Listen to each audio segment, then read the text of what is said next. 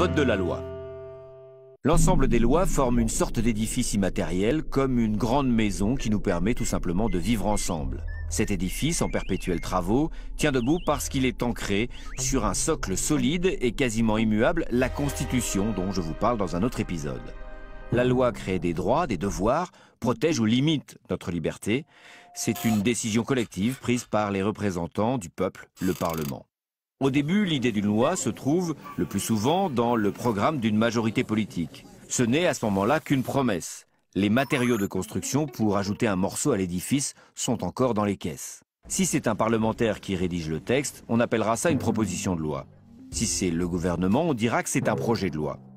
Une fois rédigé, le texte est soumis au Conseil d'État.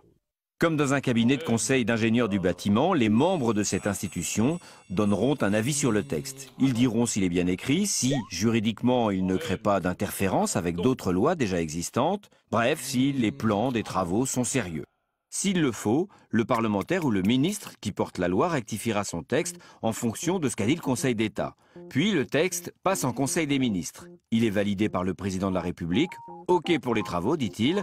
Le texte est alors soumis au Parlement, la plupart du temps à l'Assemblée nationale. Il est d'abord examiné par un groupe restreint de parlementaires spécialisés dans le domaine que traite le projet, l'économie, la défense ou les questions de société par exemple. Ce sont les commissions qui peuvent parfois entendre des spécialistes qui ne sont pas du monde politique. Ces commissions peuvent modifier un peu le texte.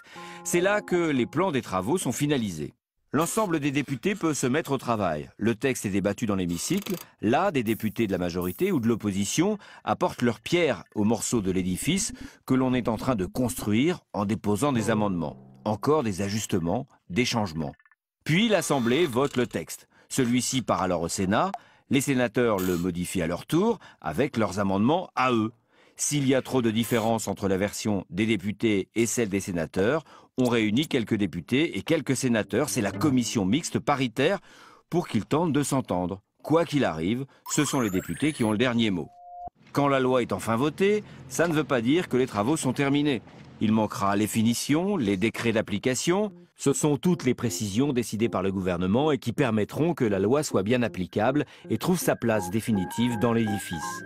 Mais tout ce bel agencement peut être brisé si, avant la promulgation par le président de la République, le Conseil constitutionnel dit que le texte est non conforme à la Constitution, c'est-à-dire qu'il met en danger tout l'édifice. Et là, il faut tout recommencer, le projet, le Conseil d'État, le Conseil des ministres, les commissions, la navette entre les députés et les sénateurs, la commission mixte paritaire, le Conseil constitutionnel, la promulgation...